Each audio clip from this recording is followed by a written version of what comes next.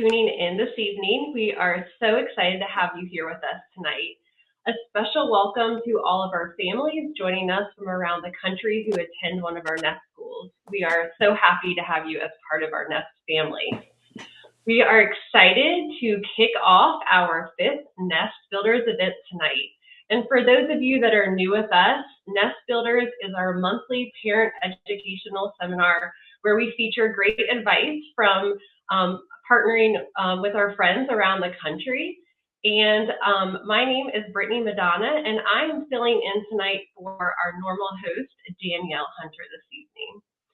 So without further ado, I want to welcome and introduce you to our very special guest, Michelle Tovar from Practical Life Parenting. Practical Life Parenting aims to help build a deeper, longer-lasting connection with your children while unleashing residuals of your own childhood. Thank you for joining us tonight, Michelle. Hi, thank you so much. Again, my name is Michelle Tovar, a longtime Montessori teacher turned parent coach, helping overwhelmed parents thrive through their child's planes of development. I am married to a wonderful husband. I'm a boy mom. My sons are 17, almost 15, and 9. And a little bit about us, we love to have fun together, debate sports, lounge around. Those are some of our real moments. But honestly, that's not what my house looks like every day, at every moment. My kids have disagreements. They have times where they yell at each other, and I certainly have my moments when I can get annoyed at my son for not getting up in the morning. But all of those things are part of our days, along with the fun moments. And I just want to stress that perfection is never the goal in parenting. It's not even realistic to think that there's such a thing. It's really just about creating relational parenting style through practicing and being willing to try new things. But it took me some time, right, to truly understand that early in my parenting journey, there was a time when I didn't think harmony in my home was even possible. There's a huge difference between working with students in a classroom and raising your own.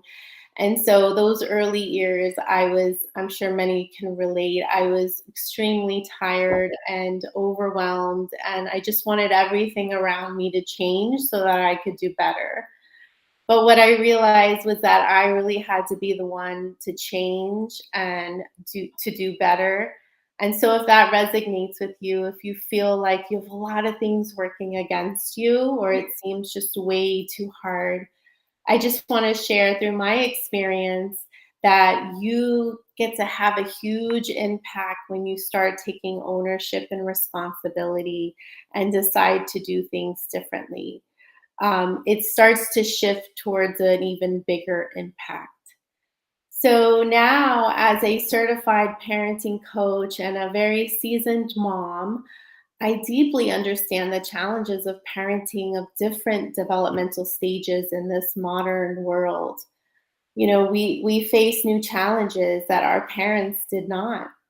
And so I created my business, Practical Life Parenting, to help parents really discover a more peaceful path in parenting by building more emotional intelligence, conscious communication practices, and creating more cooperation in the home.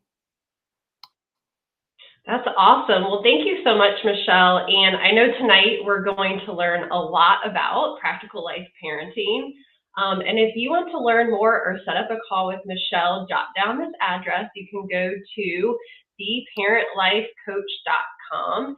And there, Michelle is giving away an amazing tool for you all. It's her #1 tool to really help parents learn to stop yelling.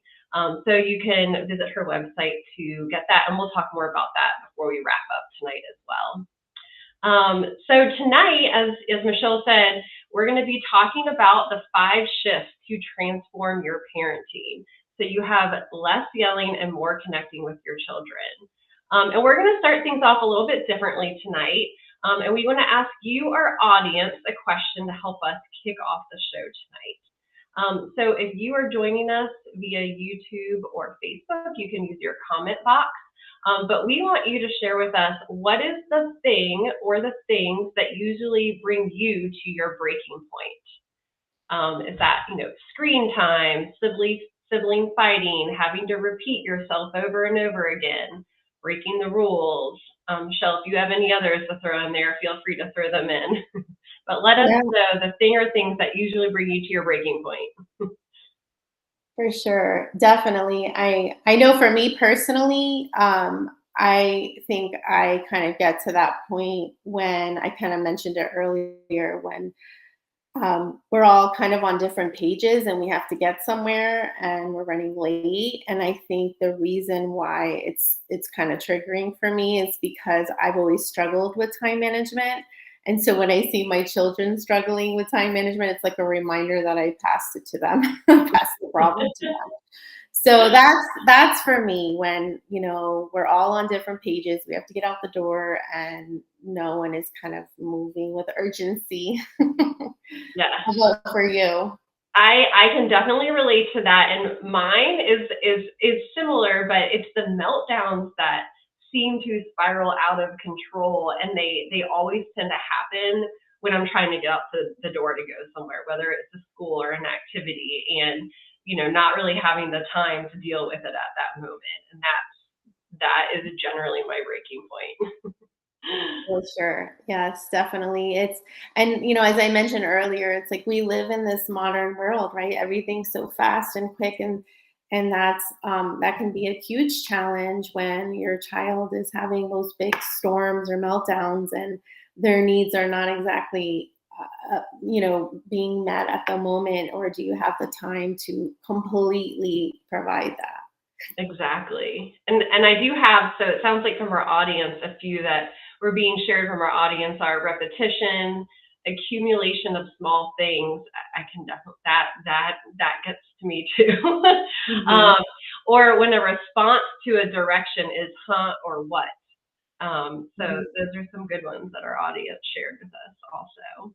Yes, thank you so much for sharing. And it's nice that we have this platform so parents, can relate to others. And like I mentioned earlier, it's not about being perfect. Like we're all doing the best we can with the tools that are have we've learned and have been provided for us. So it's nice to have a community where we have relatable things that we're all experiencing. And a lot of times as your child kind of moves developmentally through different phases, different things kind of, surface along the way. Absolutely. Well, let's say we dive right in and have you share with us these 5 shifts that will really help us have less yelling and more connecting with our children. So I'm going to turn it over to you, Michelle, to get us started. Perfect. Yes, let's dive in. And what I want, what you're going to notice is that a lot of what I'm going to talk about today has a lot more to do with you as the adult than your child. So I just kind of want to give that disclaimer here. These are the shifts that you as the adult are making. And what I promise will happen is that as you start to shift, they will shift. Children are our mirrors. So when we start to embrace these practices within ourselves, we're actually modeling it for our kids, and the problems in the families start to resolve. So, shift number 1 is all emotions are valid and can be communicated peacefully. So, your emotions, your child's emotions, they're all valid. And there's no good or bad emotions. A lot of times in Western culture, especially, we were maybe taught to stuff our bad emotions, right, from a very young age. And often, you'll see this. You'll see this when you're out in a restaurant. Children are having a meltdown or they're having a hard time, and no judgment, but you'll see the mother, the father kind of give them an iPad or give them an iPhone. And I totally get it. You want to have, a nice dinner and enjoy the warm meal. But what happens is when children are told to toughen up, or told, that crying, to stop crying or stop being angry, it really doesn't allow them to kind of embrace their emotions and feel them. And today, with more knowledge, we know that childhood is such an impactful time. And so, teaching children to be with all their emotions is vital to experiencing the full beauty of life, and how to effectively communicate those feelings with those we love, and honestly, with those we don't love. And so when we're taught to kind of, that our feelings are bad, or we hold them in, and a lot of parents that I work with are really breaking through habitual, lifelong patterns of holding their anger and their sadness and resentment. And so, because what happens is that we become like a steaming tea kettle, and at some point, our emotions are going to blow. They're going to become more powerful than our willpower. And that's understandable, right? Like, stuffed emotions will eventually spill out. That's human nature. It doesn't make us bad or not strong enough. It doesn't mean we don't care about our kids. We're just people. But the truth is that our children end up paying the price. They either learn to shut down themselves, or they learn to how to be a people pleaser, in order to kind of not rock the boat. Or, when you stop and think about this deeply, is that really the lesson you want to be teaching your children as they grow up and eventually become adults? And so, it's no wonder that a lot of children and adults struggle with lifelong emotional dysregulation. But the great news is that we get to discover this change. And so when we discover how to change ourselves first, and treat ourselves with self empathy, and to forgive ourselves when we mess up, because we do, right? We're able to kind of model that for our children. And they get to experience the change when we experience it first. And so I'm trying some important kind of statistics here. According to a recent research in neuroscience and psychosomatics, humans make 80% of our decisions based on emotion, so not logic. So we've really been taught in our culture to value the head over the body and the heart. And but really, when you look at developmentally, the emotional centers are the first to form in a growing brain of a child. And so, without emotional intelligent practices like empathy and active listening and just holding space, the growth of the logical part of the mind is actually stunted. And so, emotional intelligence is the foundation of intellectual intelligence. And in order to really, feel connection and clarity and confidence, we must parent from our heart and our body, and actually quiet our head and quiet our mind and our spinning thoughts, right? Those, what I like to call those gremlin voices, that kind of make us worry and fearful. And that's really what I teach in the work that I do. Ultimately, when we embody these practices first, you know, we cannot model it. Like, our children can't learn it unless we model it. And so I always joke, my oldest son, he's 17, so he's still, a young man in this big body, right? But how many of us know what seems like a tantruming 2-year old in like a 40-year-old body human suit, right? And this is, of course, what we want to avoid for our children, so that they can really just have meaningful relationships throughout their life. And there's such a rainbow of distinct emotions that color our human experiences.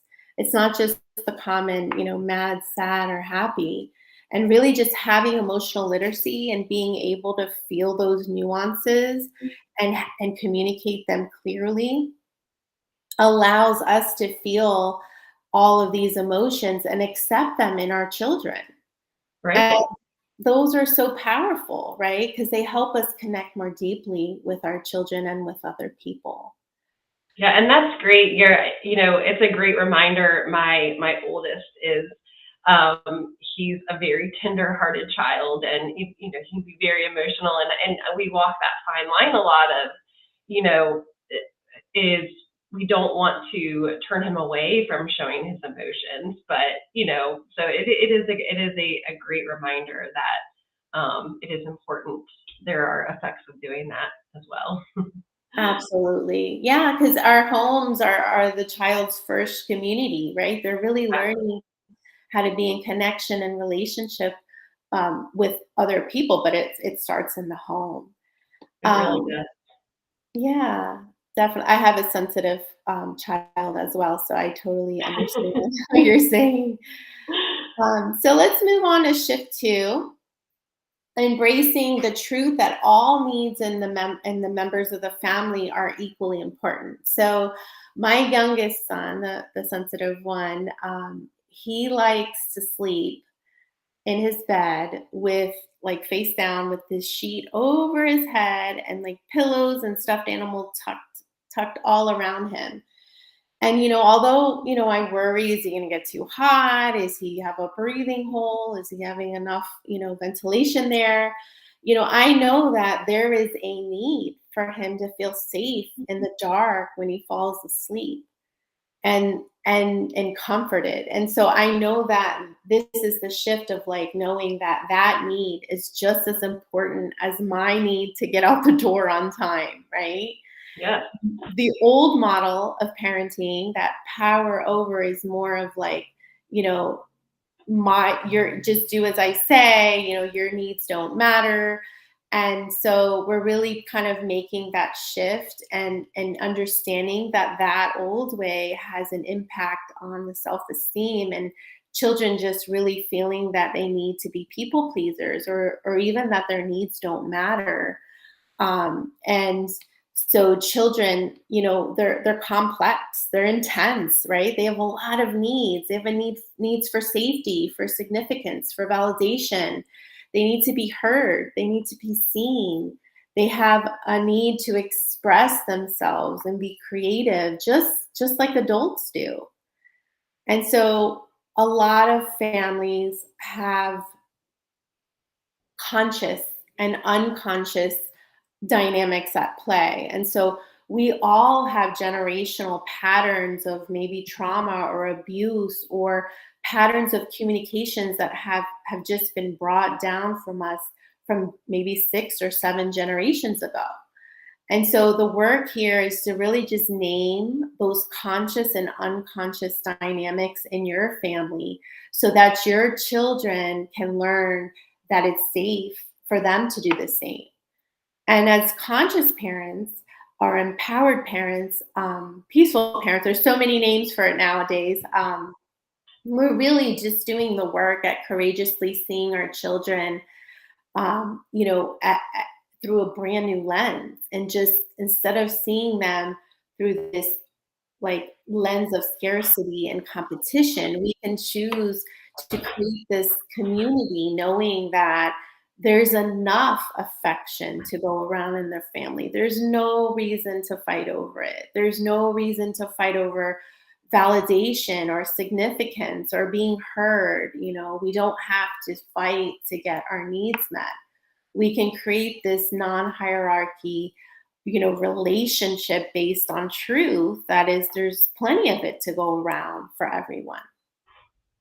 Very true. That is so true of so many families, and another really great reminder for all of us, especially when you're trying to juggle all the different needs and dynamics of multi people in a family.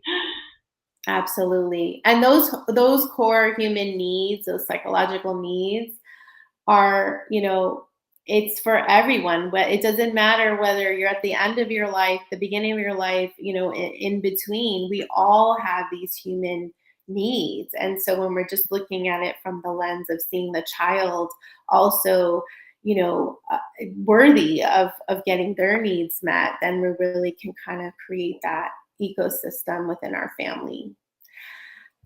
So shift three, once we're able to, kind of name our emotions and understand the needs, then we can embrace conscious communication.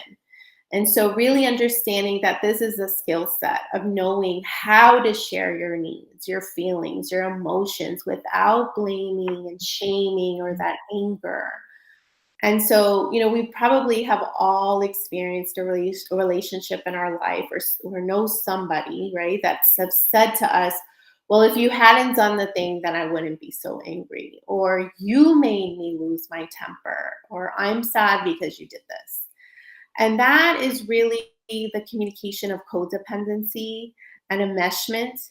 And it's a really powerful shift to learn to really own your own emotional experience and own, what your needs are and really just discover them without assuming guilt or anger or blame. And so the root of accepting your child wholly and completely is self awareness and self acceptance. It's your responsibility. Really standing in your own experiences is what teaches your children to do the same. A lot of people, though, are stuck in the cycle of blaming and shaming and anger and guilt. And because they haven't really allowed themselves to feel and process in ways that which they were communicated when they were a child. And so a lot of the beginning of the work that I do with my clients is really just unpacking the parenting past so that they can resolve any feelings of shame or trauma or abandonment or removal of affection so that they're not unconsciously bringing those patterns with their own kids. We really, as adults, we have to, really heal and our wounds so that we don't unconsciously bring that into our family. And collectively as a society, we're just now waking up to this, right? The consequences of violence. And so when, by definition, violence is not just corporal punishment, it's not just spanking, it's it's any action that causes spiritual, emotional, physical harm on another person. So, certain actions can actually chip away at their spirit and their emotional, areas within them. And so when we embody the consciousness of nonviolent communication and we learn and speak from our heart and we learn how to feel our feelings and name our needs and use a framework that what I teach through nonviolent communication that's free of shaming and blaming and guilt or on any unhealthy aggression, it's a game changer and it will truly just change your life in so many ways beyond the relationships with your children. It will really just change the fabric of who you are. Right. I love that. And it's really, it makes total sense when you're told that, but it's, there is so much about your past experience or how you were, your parents were with you as a child and how that can easily be brought into how you're parenting your own children. So that is very interesting and really has me thinking on just how I can personally make that shift in my approach to working with my children also. So very interesting.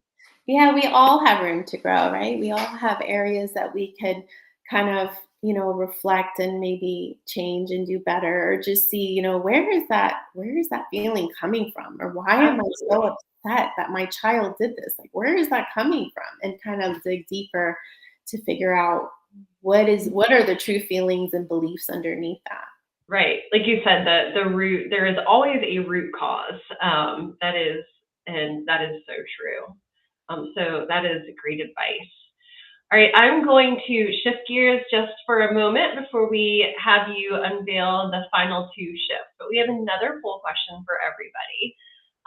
So get ready to type your comments into the comment box. But we are wanting to ask you, which one of the following do you relate to the most? And you can answer with either number one or number two to make it easy. But when you put number one or number two, please share with us why you feel that way.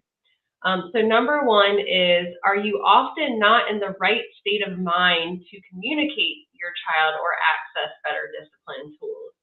Or number two, do you repeatedly treat the misbehavior without addressing the root of the behavior? And so and this will lead us into our final two topics. So that's why we're asking you this. But I know I personally can really relate to number two. And this kind of goes back to what we were talking about earlier, where a lot of the times I feel like I get so caught in the moment of trying, to address a certain situation. And if I don't always have the time to devote to figuring out, like, if it's not the right time and I'm in a rush, then I don't have the time to really sit there and think about, why is my child doing this? And to really dig deeper into the behavior. So number two is definitely, I can relate to that one a lot. Yes. Thank you for sharing that. And it's a very common one that I see with a lot of parents. And, when we kind of take a step back and see behaviors or misbehaviors as messages, our children are really doing the best with the tools they have developed so far. And, the human brain is actually one of the few organs that isn't completely developed by birth. So the human brain is not fully developed until age 25, 26, some people longer. So, when we look at when our children are having a big meltdown or their behavior is those are messages, and they are trying to let you know that they're struggling with something, or they're needing support, or they're tired, or they're hungry, or they had a bad day, but they're not exactly telling you that, right? They're just showing you in some sort of way. And Right. so when we kind of step back and remove our experience and kind of just lean into theirs and show more empathy of like, I see you're really upset. I wonder what could be going on, and do some, investigating and kind of create that space for them to understand that you're there for them. You're there to support them. And a lot of times it doesn't necessarily, look pretty, right? It's because they're doing their best with the tools they've developed at that point in their development. But when we do take the time and provide that empathy and kind of ground ourselves before and lean in, like I mentioned, then we're able to kind of validate their emotions or feelings, and then they're going to be more willing to communicate and share, which can then lead you to conflict resolution. Like, okay, well, how can we move forward? How can we solve this problem? Or, if it's a sibling squabble or whatever the situation might be. Because when children are invested in the solution, they're part of the solution, they're more invested in the outcome. Right. Well, it sounds like a lot of our audience can relate. There were a lot of votes for number two, so I am happy that I am not the only one. All right. Well, let's go ahead and dive into the final two shifts. We've already learned a lot of great information, and I know this will really help round out us being more successful at this approach going forward. Yes, definitely. Okay, so connection and play deepen relationships with your children. So here's where it starts to get fun, right? So we can really start to get out of the weight of unpacking our childhood wounds because we get to play. And even, it doesn't matter if you have a teenager, if you have, a young adult, or a tween, or a child, or children are wired for fun. They're wired for play. And so, connection and play, I always say, is like the ace in your back pocket. It's really where you deepen your relationship with your children. It's the lifeblood. And really, without intimate and deep connection between parent and child, trust is really going to have a hard time flourishing. And so what we're looking for here is more intimacy. There's nothing better than love and tenderness between a parent and a child. And so we want the relationship to bloom and to blossom and to deepen. And the best nutrients for a fertile connection is laughter, it's play, it's spontaneity, it's just letting it go and running around the house, or making a game, or just putting your work down and doing something silly together. And conceptually, like, parents, they're very eager to do this. They really are, and willing to celebrate this. They want to play, they want to have fun, but in the day to day, many parents freeze. There's just so many competing priorities. But the neuroscience behind play leads me to prioritize it. And the to-do list can wait. The work will get done. It always does.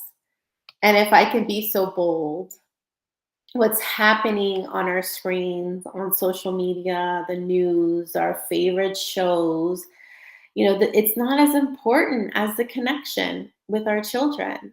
So we really must develop discipline as parents to put our distractions aside and really call, our children forward from their distractions. And the best way to do that, the best way to win that screen time battle is to be more fun, than the screens.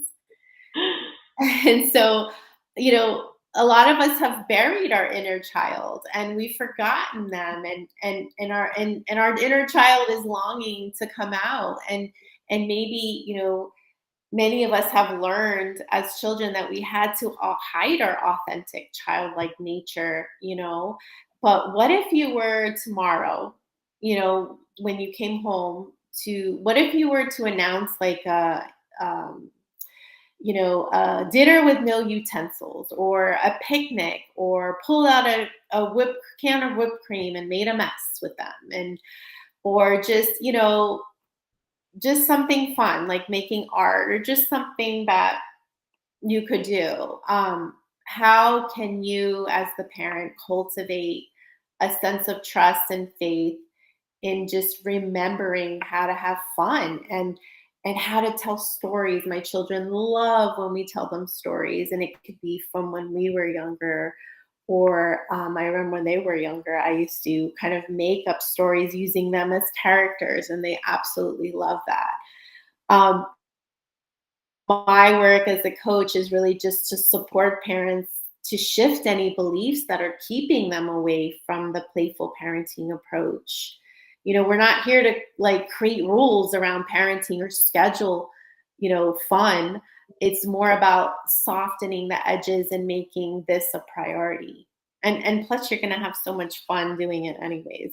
Right. I love it. And I think aside from having fun, those fun moments are the memories that the kids will always remember. I can't believe the time mom did whatever it may be. And I think I loved your comment. And I think it's a great challenge to parents is to figure out, things that you can do that are more fun than wanting to watch whatever device they're on, because I know, at least in my household, that is a constant challenge that we are up against. So Of course. that's Yeah. a great one. I think that's my favorite shift so far. We a few years ago, we decided, like, I think it was at one point it was every Sunday, and then it kind of moved because we got busier to every 2 weeks. But we rotated who in the family would like plan an activity, and the rules were you couldn't complain. Like, it's like, I remember my youngest, he always would pick playing hide and go seek in the dark. And that was like his favorite thing. So it was like you would plan the activity, the whoever picked it, and it would rotate within the family. So everyone had a chance to kind of plan it and be participate. And that was something we did for at least 3 4 years, and it was a lot of fun and something they still talk about now. That's a great idea. I love that one. Yeah, you can still make it like spontaneous because you don't know what the person's planning, but at least you have like, a rotation kind of going in. And the no complaining rule. I think that that's super important if you're doing that because it's not always going to be appealing to everybody, but it's Yeah, and everybody in your home has different interests, right? Like I great. remember my middle son was really into art, and we did the like tutorials on YouTube how to draw something, and that was something he really was liked, and so we all got a peek in his window of interest. Um, Absolutely. yeah. So our final shift is sometimes the one that raises the most eyebrows, but I think it's really, ultimately where we find ourselves after we've made those shifts 1 through 4. And that's really embracing connection is more powerful than punishments and consequences and bribes. And so this is the shift from timeouts and taking things away. If you don't do this, then I'm going to take this away, like really conflict creating manipulative practices, shifting from that to connection and communication. And it's important, though, to understand the difference between boundaries, limits, and expectations, and harsh punishments, discipline, and corporal punishment. And so a lot of the families that I work with, we really work on creating the family values, like what's important to you and your family, and what is acceptable, what is a non-negotiable, and then how do you create your boundaries around those values. And so, we're not going to just like allow a sibling to punch the other one and say, "Oh, sweetie, we're not going to do that. We're just really going to express the boundary here." But from a framework of seeing both children, you know, really valued and capable of learning through the experience. Right. And really punishment. A lot of us, maybe were raised that way. It in control. It teaches little people to be scared of big people, and it teaches our children that their needs don't matter, that they just need to fall in line. And both of the practices are, whether you use peaceful parenting methodologies or more of the power over, they're going to have an outcome where children learn how to behave and understand expectations, but they really just have different costs. So, when we exert control over a child, you're just really setting yourself up for a power struggle. It's us versus them. It's a winner versus a loser. And it completely cuts off the connection and communication and undermines the child's sense of self worth and confidence. And this is where we learn like those less than useful beliefs that I'm only loved or I'm only accepted when I, fall in line. And Right. a lot of times this happens, in during those strong emotions, we create this massive breach, right, with a trust within our child. And it's during a time when they need the love, they need the attention, they need that affection, but yet they're met with the ridicule and the shame and the blame, and control. And so, would you rather have a child that complies because they're forced to?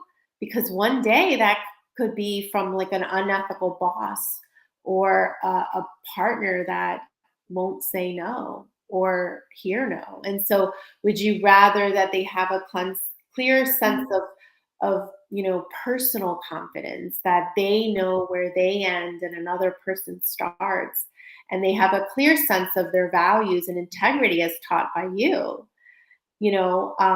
and just really a clear sense of emotional intelligence, meaning that, my needs matter and as a human and other people's needs matter. And I can speak the truth without fear of losing the love and affection in my life.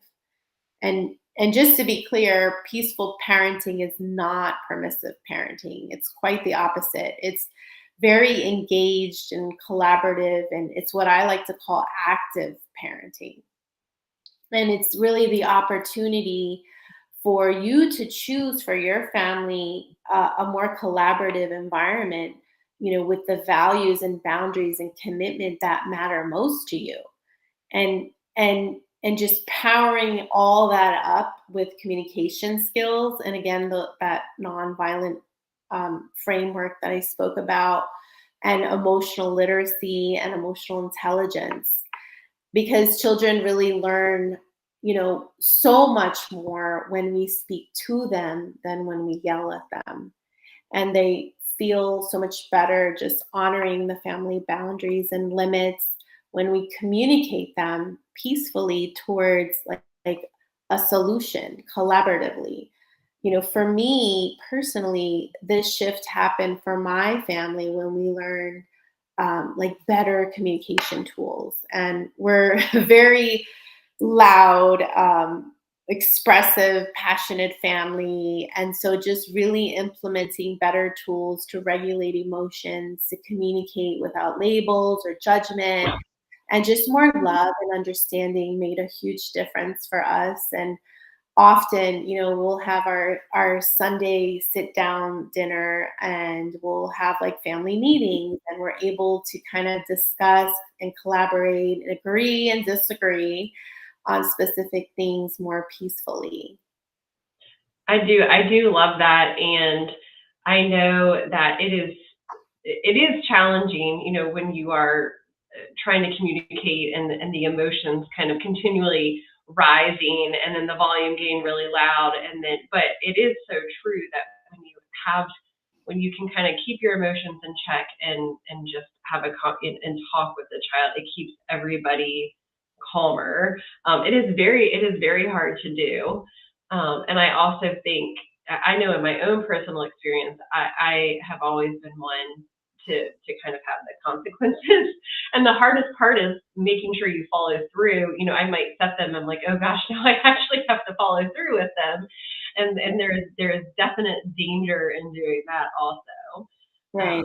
So Yeah, a lot of us have were brought up that way, because like in the 70s and 80s there was a lot of behaviorists, and it was really about the behavior and squashing the behavior. And now there's so much more research where you really just kind of look below and figure out what is really the message or what is happening. So there's, when you're making that shift from breaking away from a way you were parented to something different, yeah, it's scary, right? It's different. It feels weird, and a lot of times you default back to what you know, and that has been your comfort. That's been what you're used to. So it's hard to kind of try something new, but really having like that beginner's mindset of just trying, and maybe you fail, maybe you don't, maybe it takes three fails before you get it right. It's a process, but you're really breaking away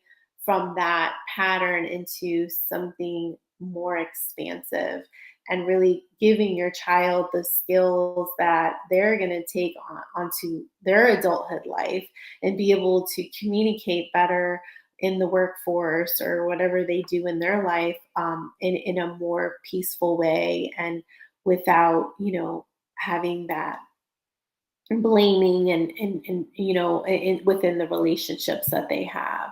right.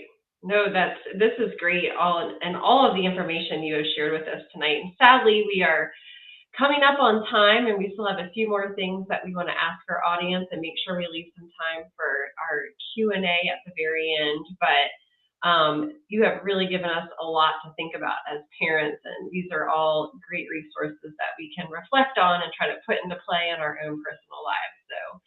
So before we wrap up, we want to ask our audience one last question. So in the comments, if you could share with us what shift you have the most room to grow in. I'm sure we all have areas that we can grow in each of those, but which one did you relate to the most is what we'd like to know. And I know for myself, I think shift number 4 really hit home with me, is making more time to play and to kind of build that trust and be spontaneous and not let all the other things get in the way of that. I think it's so easy as a working parent to set that time aside, and it is so important. And I actually think I'm going to take your idea of the every family member getting their choice in coming up with something. That was really great advice. Yeah, definitely. And honestly, it goes by so fast. My oldest is a junior. Mhm. He's already doing the SATs and getting ready for college. And so it really goes by so fast. And so just creating those moments, those magical moments, and incorporating more play and laughter and fun and lots of memories is just so worth it. It's so worth it. It is. It really is. And I also have some questions that have come in before we wrap up. We want to make sure if anybody has any questions, now is your time to pop them in the chat as well, and we will do our best to get to them. But I do have a few that we kind of wanted to start off with. So the first one is, how do I tend to my child that's having a meltdown while my younger one also needs me at the same time? Yeah, That's a good that's one. that's a good one. Yeah, no, I totally get it. I remember when I had an infant and a 2-year-old, or even a 4 and a 2-year-old, when you have 2 really small children and there are moments where you feel like they all need you at the same time and it's impossible. Yeah. Um, first, definitely just make sure everyone's safe, right? Like if it's a situation that you can put the baby somewhere safe, or you can kind of, if it's the who needs more. You just kind of have to assess who needs you more at the moment, right? And make sure the Yeah. other person's safe. And then once that happens, then you kind of, lean into whoever is having the moment.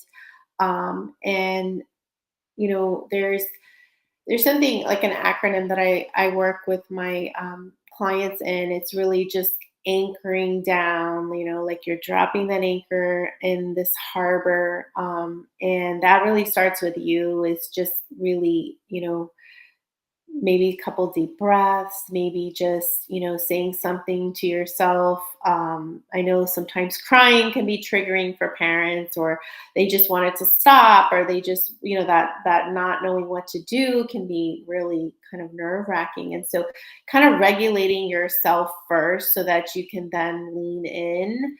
And what happens is your child will co-regulate with you.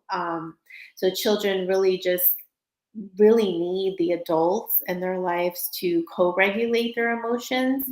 They're really unable to do that until about around age 7, and even beyond that, they still need, like my teenagers. Sometimes, they'll come and they'll kind of like plop themselves on my bed or on the couch, and they're co-regulating, right? I know they're processing something, they want to talk about it, and that's a form of co-regulating where they're borrowing from my calm.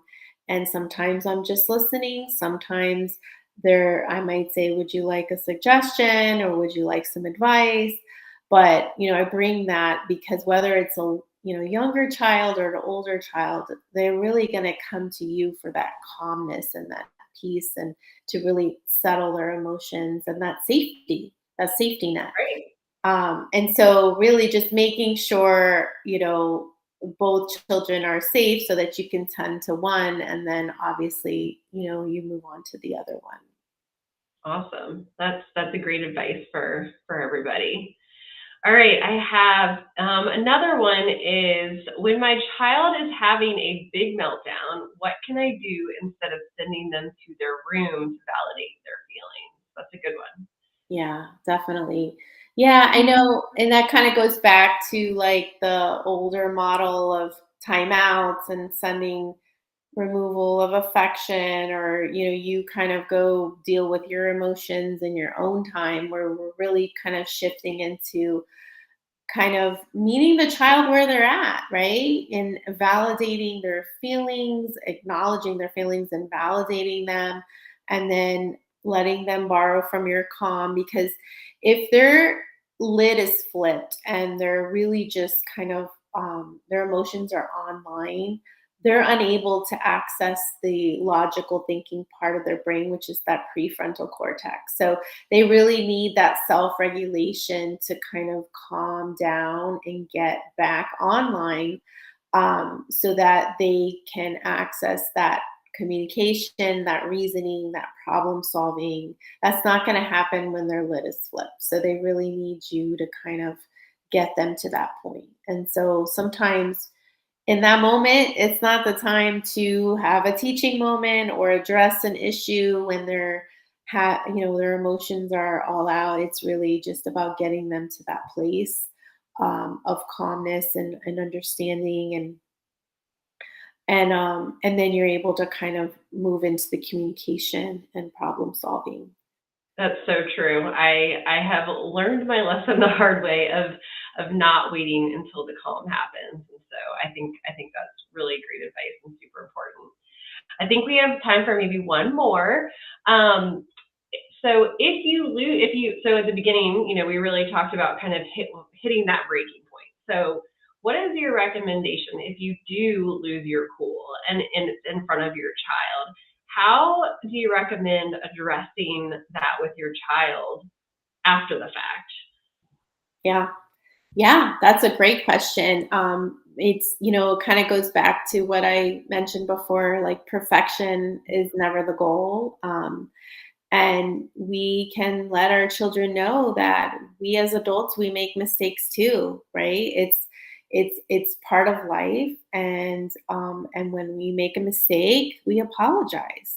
And so repair is really, where a lot of magic happens, right? Because not only are you showing your child, um, that you're human and that you have emotions, you have bad days, you have bad moments, you're creating that emotional intelligence of like, look, I realize that mommy yelled at you, and I realized that was probably really scary for you to hear. And I'm so sorry.